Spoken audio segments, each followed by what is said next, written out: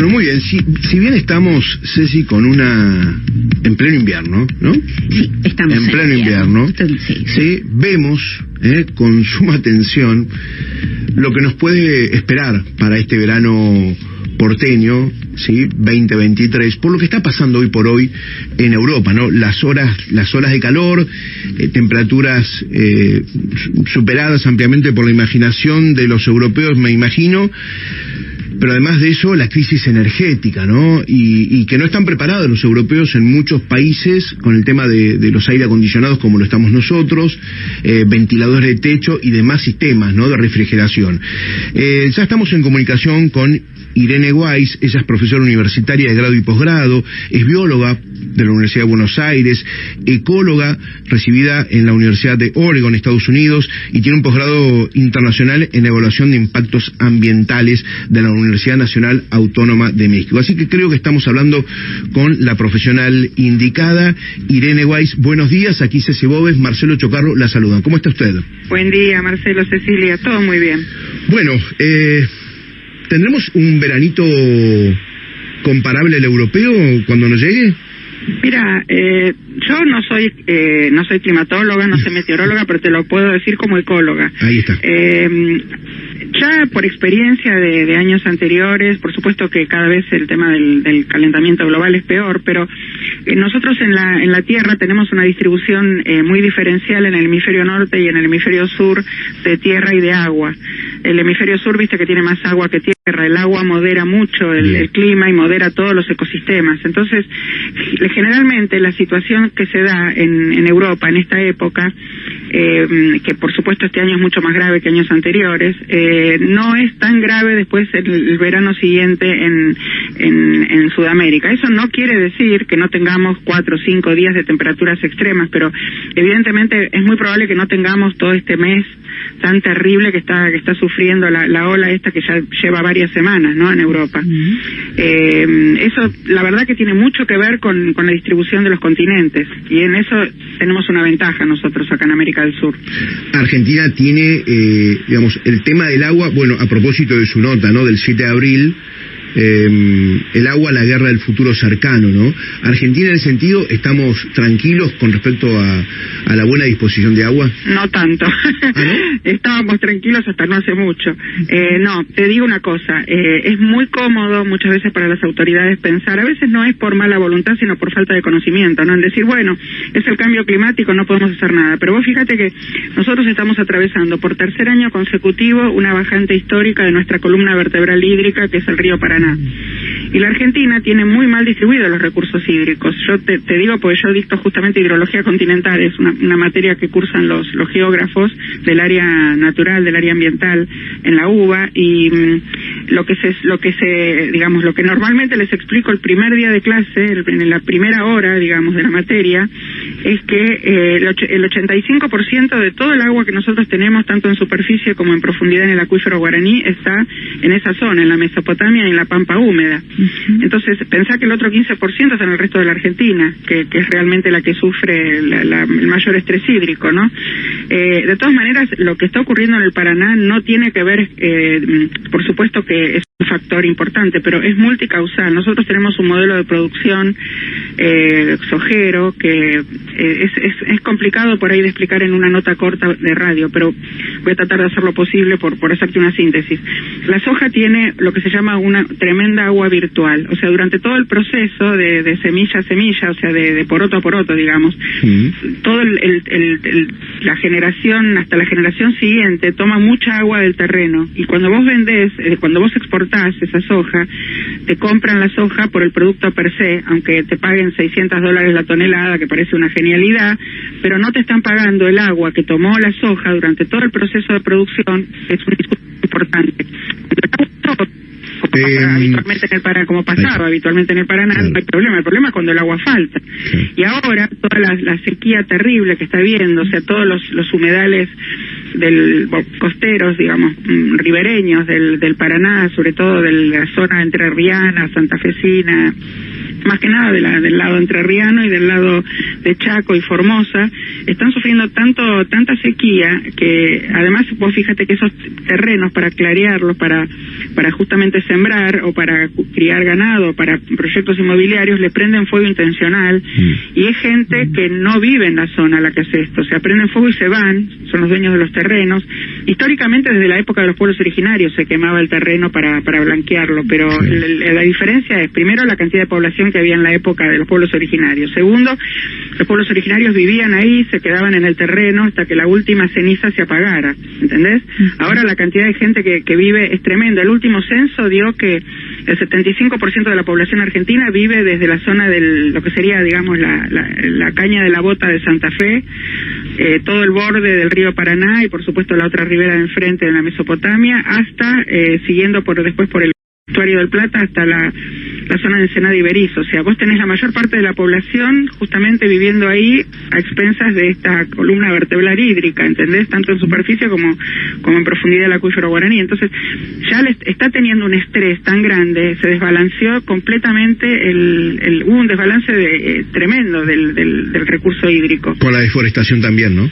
Por supuesto, claro. Sí, desde ya, bueno, pero... ¿Sabe, Irene, sí. Perdón que le interrumpe, el viernes a la noche hacemos un programa aquí, el Millennium, que tiene que ver con vinos, turismo, gastronomía, y lo entrevistamos a Matías de Cristóbal de Aguasi Iguazú, unas villas que están dentro de la selva, ¿no?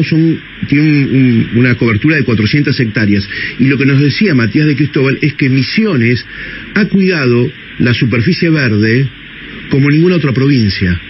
Y eso cuando lo vemos en imágenes satelitales es así.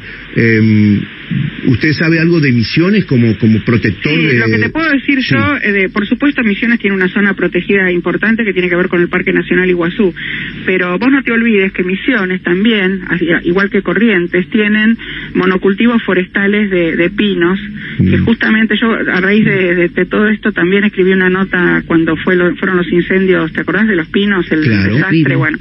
Los pinos, primero que está mal llamarlo bosque de pino, porque no es un bosque, el pino es un cultivo exótico como lo es el eucalipto. El pino viene de Estados Unidos y Canadá y el eucalipto viene de Australia. Son árboles que crecen muy rápido, que se usan para un determinado fin, ya sea para la industria maderera o en el caso de los pinos para la resina. Y justamente esa resina, ayer le decía a un colega tuyo, la resina esa que en el lugar de origen es tan útil a lo largo de la evolución, los pinos se adaptan para que en momentos donde hay mucha superpoblación, para que no compitan un pino con el otro, muy pegado uno al otro, ¿no? Por el agua y los nutrientes, justamente se prenden fuego para evitar esa superpoblación, o sea, esa competencia intraespecífica, ¿entendés? Claro. Cuando vos lo traes a un lugar exótico acá para aprovechar la madera o la resina, que tiene múltiples usos, esa resina se prende fuego, o sea, vos tenés un arbolito puesto al lado del otro en un monocultivo forestal que no tiene nada que ver con un bosque. ¿Lo ves desde el sur de Mendoza hacia Neuquén por la ruta 40? Este verano todo lleno de pinos. Bueno, eso es un desastre, porque yo te digo, a mí no me cabe duda que se hacen esos emprendimientos con la mejor buena voluntad y para tener un cierto, digamos, recurso productivo que da tranquilidad al bolsillo, pero después a la larga eso es un desastre. Nunca se consulta a los ecólogos. Nosotros muchas veces, mira, cuando fue el tema de Corrientes que trajeron los pinos, no digo solamente por mí, toda la comunidad de ecólogos de la Argentina dijeron, ojo con los pinos, no traigan pinos a Corrientes. Estaba muy cerca de Iberá y nosotros sabíamos que eso era posible. No es que somos brujos o que adivinamos, no, tenemos muchos años de estudio, somos ecólogos, no ecologistas. Claro. La ecología es una ciencia que es muy compleja, es la ciencia madre de las ciencias ambientales, tenemos experiencia y no se nos escucha. Entonces, te meten en la misma bolsa al ecólogo con el ecologista que no sé, viste, vive bombardeando con el apocalipsis, claro. Y acá no se trata de un bombardeo, es decir, la realidad de lo que puede ocurrir. Estamos hablando con Irene Weiss, profesora universitaria de grado y posgrado, ecóloga de la Universidad de Oregon, bióloga por la UBA, Sí, sí. Irene, desde esta evaluación y desde la disciplina que vos ejercés y enseñás también, ¿cuál sería, dentro de lo que es este panorama en nuestro país? Bueno, recientemente se pudo con la ley de humedales, por ejemplo, ¿no? Pero, ¿qué escenario abordás vos como más urgente para atender desde lo ecológico, desde el cuidado ambiental, desde la evaluación del impacto ambiental en nuestro país, con una política pública, con el acompañamiento de una ley de protección? ¿Cuál es el lugar o el espacio de mayor riesgo, ¿no? Que evalúas como para poder avanzar en este punto, si se pudiera avanzar, ¿no? Digo, porque, bueno, es un tema complicado, pero dentro de lo que es nuestro país y nuestras áreas más vulnerables y fundamentales para cuidar la ecología de nuestro territorio, ¿cuál evalúas como más urgente? Mira, Ceci, vos diste justo en la tecla, porque yo hice mi tesis con los peces migradores del río Paraná que necesitan de los humedales para reproducirse. Y es un recurso no solamente desde el punto de vista comercial, sino cultural, desde los pueblos, de la época de los pueblos originarios. Vos sabés que los peces migradores, el sábalo, el dorado, el surubí, el patí, el manguruyú, el pacú, son peces que fueron venerados por los pueblos originarios. Además es un recurso económico importante, además de haber sido un tema cultural histórico, ¿no? Esos peces necesitan, está comprobado, ¿no? Yo hice mi tesis justamente en la migración de esos peces, ir a reproducirse aguas arriba, ir a alimentarse aguas abajo, y las crías, digamos, toda el área de los humedales es un área de nercería, o sea, de cría de los peces pequeños, ¿no? Que se llaman alevinos. Bueno, la ley de humedales, te decía que vos viste en la tecla porque vos sabés que la ley de humedales perdió estado parlamentario por tercera vez. Yo te lo digo porque yo participé de primero de la de 2013 que se cayó, porque la cajonearon, la del 2016 lo mismo, la de esta última que se entró en el 2020, justo antes de las fiestas de Navidad, entró y salió por unanimidad de la Comisión de Recursos Naturales del diputado Leo Grosso, y cuando entró en el 2021 tenía que entrar en las siguientes comisiones, sobre todo la de Agricultura y Ganadería. Nosotros ya sabíamos que eso lo iban a parar, pero por desconocimiento, porque nadie leyó el consenso hubo 15 proyectos, el hashtag que dio la vuelta al mundo decía 15 proyectos y ninguna ley. Fue un proyecto consensuado por muchísimas organizaciones no gubernamentales, por los gobiernos de las provincias, que querían hacer las cosas bien. Por supuesto, siempre hay funcionarios que tratan de frenar por intereses o por presiones. Acá hay que pensar un poco en el futuro yo te digo, todo esto, yo tengo 65 años, yo esto no lo hago por mí, porque no voy a ver el desastre que se va a venir dentro de 30, 40 años de estrés hídrico. Lo hago por mis hijos, por mis nietos, por mis alumnos de la universidad, por la gente más joven. Pero en una nota dice que sí. ¿Cómo? En una nota dice que sí. Sí. En su propia nota, firma propia, dice usted que también lo hace por usted porque va... Sí, seguramente vamos a vivir muchos años, ¿no? Yo pensaba que no lo iba a ver. En realidad tenés razón, porque yo pensaba que no lo iba a ver. Ahora, si yo vivo 90 y pico de años o 100 años, espero llegar, sí lo voy a ver y también lo voy a sufrir. Claro. Pero esto es algo que se viene muy rápido, se nos viene encima si no hacemos algo. O sea, hay posibilidad, no es que estoy siendo alarmista, hay posibilidad de reversión, si no estaría haciendo comunicación de la ciencia, ¿no? Como lo hago todo el tiempo. Pero yo te digo, esta ley que Cecilia mencionó, una ley que viene, la cuarta dicen que va a ser la vencida, pero esta ley que quieren sacar ahora no tiene nada que ver con el consenso que se hizo. O sea, han sacado puntos claves que está bien, es algo, pero no a nosotros no nos satisface. ¿Cuáles son las diferencias fundamentales? Justamente el uso de los terrenos en la zona en las partes vulnerables. Vos pensás que no tenés solamente humedales en el borde del río Paraná, tenés humedales altoandinos en zonas donde realmente el agua es muy escasa, muy cercanos de las producciones mineras. Hay muchos intereses que se están tocando y que molestan, ¿viste? Hay mucha gente que se siente molesta y que es muy poderosa, y que hay gente que tal vez esto no guste mucho cuando yo lo digo en los medios, pero como hay gente que pone mucho dinero en pauta publicitaria y también en las campañas políticas de todos los partidos, o sea que esto no es una cosa de acá, no, tal cual. Es en todo el mundo. Mira, en Estados Unidos las grandes corporaciones con los laboratorios lo mismo, o sea, te ponen dinero a los demócratas y a los republicanos, entonces gane quien gane, siempre van a estar bien parados, ¿entendés? Porque ellos son los que están financiando las campañas políticas y las pautas de los grandes medios. medios. Entonces, es una cuestión muy compleja que ya linda con la ciencia política, que no es mi especialidad. Que la ecología es una ciencia que hay que pensarla también desde el punto de vista político, porque normalmente se toman decisiones que son incorrectas y que después quizás no en el corto plazo, pero en el mediano o largo plazo te producen un desastre. Irene, si te enganchas recién, estamos hablando con Irene Weiss. Ella es bióloga por la UBA, ecóloga de la Universidad de Oregon. No había, la carrera no la podía estudiar aquí en la Argentina como ecóloga. Acá, mira, te cuento, yo me recibí en la década del 70 de la licenciatura.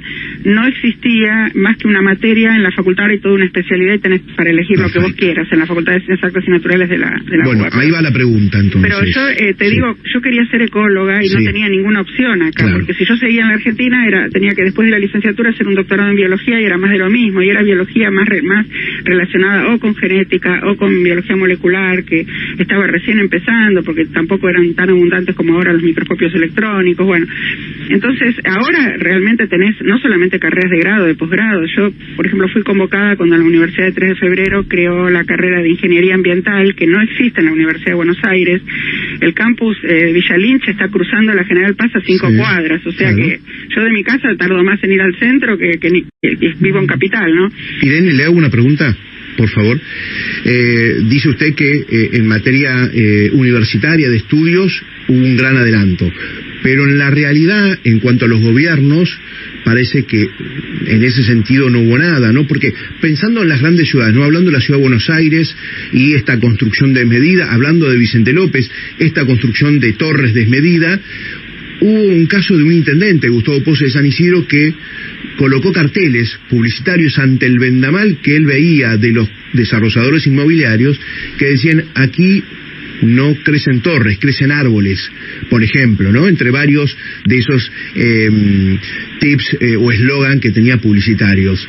Es tan grave el desarrollo, digamos, es tan grave para el impacto ecológico, para el impacto ambiental, la construcción desmedida. Es lo mismo que yo te venía diciendo, o sea, gente muy poderosa que quiere hacer valer sus derechos y bueno, no le alcanza con lo que tiene, quiere cada vez más y más y más. Me refiero a los justamente los que quieren hacer todas estas torres. Mira, la verdad es que la situación, vos me decías que no parece verse una mejora en la cuestión de los funcionarios. Nosotros estamos viviendo una transición que tendría que ser un poco más rápida, porque en pandemia hubo 2 leyes importantes. Yo participé de la confección de algunos párrafos. Primero la ley Yolanda, en homenaje a Yolanda Ortiz, que fue la primera ministra era secretaría en esa época, en realidad, en los 70, de Ambiente, no solo de la Argentina, sino de América Latina, que realmente ella tenía muy claro lo que había que hacer. Y la ley Yolanda se llama, bueno, eso tiene un número, ¿no? Obviamente, pero se la llama así porque todos los funcionarios, si la ley se cumple, que espero que se cumpla, es relativamente reciente, ya te digo, se sancionó en pandemia, todos los funcionarios de los 3 niveles del Estado, tanto ejecutivo como legislativo como judicial, tienen que capacitarse en temas ambientales, más también las cuestiones territoriales, si son municipales, si son provinciales o si son nacionales. O sea, nadie puede quedar afuera de conocer los temas ambientales ejerciendo la función pública. Ya no pueden decir me equivoqué, no sabía, no, se terminó. Por eso ahora hay capacitación. Lo que pasa es que la cosa es tan lenta que claro, parece que con el tema de la construcción de Parque de Punta Recoleta ni me hables de ese tema porque o sea, no escucharon tanto ahí, no hubo la capacitación, no falló, bueno, ¿no? Lo que pasa es que no escuchan a los vecinos. Mira, yo vivo muy cerca yo vivo a pocas cuadras de la avenida Honorio Purredón y están haciendo un corredor verde, en realidad es una gran maceta. Que vos sabés que en la ciudad de Buenos Aires se consideran espacio verde para que aumente un poco el bajo porcentaje de espacios verdes que tenemos, consideran los cementerios, ¿sabés eso? Yo cuando me lo dijeron no lo podía creer hasta que entré en la página del gobierno de la ciudad. Consideran el cementerio de Chacarita y de Flores como espacio verde. ¿Quién va a llevar a los chicos a jugar a un cementerio? Explícame. Bueno, lo otro es el gran emprendimiento que están haciendo en la punta de Aeroparque, ¿no? Porque, es más, hasta seguridad aeroportuaria aeroportuaria dice que no se puede hacer ahí un emprendimiento de más de 10 edificios de altura, sobre la vera del río. Sí, pero echa la ley, echa la trampa, siempre te ponen una excepción, ¿viste? Bueno, a eso me refería cuando... Déjame terminar, porque sé que el tiempo es corto, déjame terminarte la idea de la otra ley. Una ley es esa que te dije, la ley Yolanda, y la otra es la ley de educación ambiental integral, en todos los niveles educativos, desde el inicial, que es el jardín de infantes, pasando por la primaria y secundaria, y terciarios y universitarios. O sea, todos tienen que tener cualquier carrera. Yo, por ejemplo, doy clase en la Facultad de Derecho de posgrado, en los posgrados ambientales hay una maestría y hay una especialización en recursos naturales. O sea, un abogado generalista o que tenga la especialidad que tenga, si es administrativo, si es, no sé, familiar o hace penales, no tiene idea de los temas ambientales. Entonces, hay mucho vacío legal, y en los lugares donde no hay vacío legal, las leyes están, pero no se cumplen. ¿Cómo es la ley? ¿Cómo es la segunda ley que nombró? La Ley de Educación Ambiental Integral, que es una ley que toma aspectos en todos los niveles de educación, no solamente de transdisciplina, digamos, ¿no? Porque la educación ambiental atraviesa todas las otras, o sea, tiene contenidos de ciencias naturales, sociales, tecnología, formación ética y ciudadana, en lo que en la época que yo iba al colegio se llamaba instrucción cívica. O sea, atraviesa todo, y además tiene aspectos transgeneracionales y transjurisdiccionales. Vos fíjate, transgeneracionales porque, por ejemplo, mi generación está conviviendo con la de mis padres y la de mis hijos y la de mis nietos. O sea, son 4 generaciones. Y la mía y la de mis padres, nosotros no tuvimos en la escuela los contenidos que están teniendo los sub 40, ponele, ¿no? Irene, ya estamos excedísimos de tiempo. Bueno, y la interjurisdiccionalidad, la transjurisdiccionalidad es simplemente, vos fíjate, Buenos Aires cruzás todo el tiempo, la General Paz o el Riachuelo, y estás en otra jurisdicción, ¿no? O Rosario, que es Santa Fe, está sufriendo las quemas de Entre Ríos, que es otra provincia. O sea, por eso es también importante la transjurisdicción. Quería terminar la idea. Hoy hay un Zoom, ¿cómo operar en crisis, puede ser? Sí. Cuéntanos brevemente cómo el anuncio.